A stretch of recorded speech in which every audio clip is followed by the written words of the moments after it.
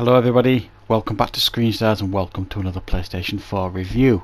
Today's review is for Radio Commander, a game that has been released this week on PlayStation 4, and it's a game I picked up in the PSN store for about £11.99, and it was billed as like a twist on the real-time strategy genre.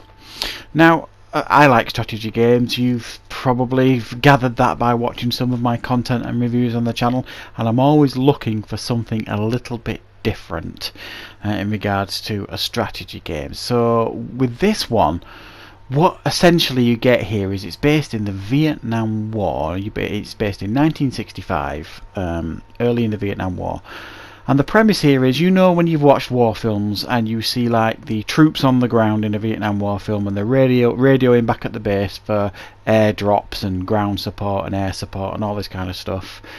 Well, the twist here in this game is you are not the troops on the ground. You are, as it says in the title, the radio operator back in the tent, back at the base. And it is your job, essentially, to instruct and give orders to the grounds on the troop and air support and things like that, in order to navigate a certain amount of missions. Now, at the beginning of this game, you're given a few options. Essentially, you've got a campaign, you've got a quick match, and you've got custom battles. I basically went straight into the campaign side of things, and early on in this game, the very frustrating thing about this game is its learning curve is literally all over the place. I found it kind of tells you what you should be doing, but not how to do it and what controls to press. So much of this in the early part, certainly the first few hours of playing this game, you're going to be left scratching your head, as I certainly was. The tutorial, like I say, is very frustrating because it tells you what you should do but doesn't tell you how to do it. And essentially you'll find yourself looking at the map wondering what on earth you should be doing. You go into certain missions and you've got certain objectives to complete, whether it be to defend a location or to head to a place and collect the wounded, all this kind of stuff. There's a whole different array of missions to do. And then you go out and you will order your teams to go to certain places, do certain tasks, and you've got to literally at times find the map coordinates, because it doesn't hold your hand at all, this game, be warned. So you've literally, it will tell you in the mission where the map coordinates are you should be investigating or going to, and then you've got to find it on the map and then send your units to those locations. So it is definitely different in that sense. I find the game, it's pretty cool in the sense of the whole thing's voice acted, and pretty good voice acting as well, I might add. So you'll pick up your radio, you'll communicate to your troops. You are given some choices in regards to dialogue options for the troops, and vice versa. The troops will respond to your orders, questions, so you can ask them things like, what's your position, go to this location. Sometimes you'll just have general chit-chatter with them.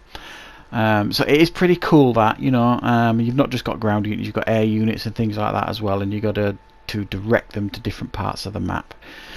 So all that works pretty well. Like I said, the big problem here is you'll be playing this game scratching your head for an awful lot of it, because you genuinely don't know what to do. I mean, early parts of this game you really are a little bit lost, and I think some gamers will lose patience with the game because it's not very intuitive at all.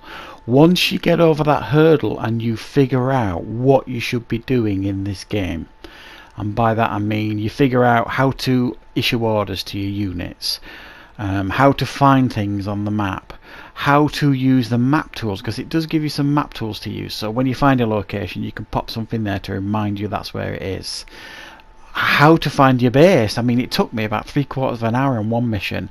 I had to send my chopper, green one, back to the base to take the wounded back. Now, I figured out eventually how to get the wounded on the chopper, but I could not figure out where the base was. I couldn't see any clues on the map or anything, and it was in the dialogue options for the radio communicator, the radio commander. It was in there somewhere, and then that's how you figure out how to send them back to base.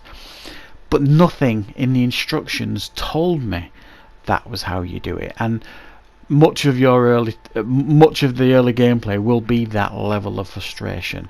Now it's got some pretty cool cutscenes as well. It sets up the Vietnam War nicely. It feels quite immersive in that sense. Some of the cutscenes, it sets the scene nicely, and the game is quite immersive, certainly early on. The big problem I found with this game as well, another problem, is once you've figured out everything, once you've figured out how to navigate the map and move your troops about and do what it's asking you to do in these missions, doesn't really get much better than that or inventive than that. You're stuck with that gameplay, and even though it's a different game to look at, it's not what you would describe as, it's not a graphical game or anything like that. It's more of a strategic game. It almost feels like a board game at times.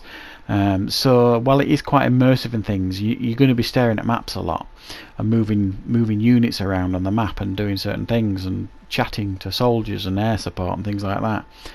And it's kind of the same thing each mission. You've got different objectives, of course, each time, but it's kind of rinse and repeat gameplay, this, which is a little bit of a shame, I think, because one thing I always look for in games is originality.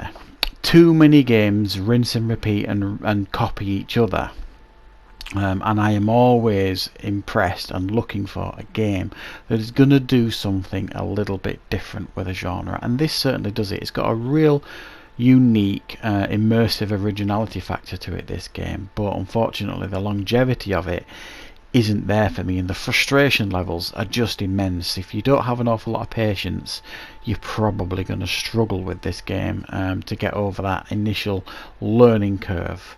I think if they improve the tutorial, it would definitely improve things. It could probably do with a multiplayer element as well, if they could figure out how to put that in the game. But from my perspective, I'm going to give it a 6 out of 10. It's very immersive at times. It's a really cool idea. The longevity isn't there for me, and even though you do get a couple of other options like quick matches and custom matches, they're all pretty much similar in regards to how you approach to play the game. So that is my review for Radio Commander. I hope you liked it. I hope you found it useful.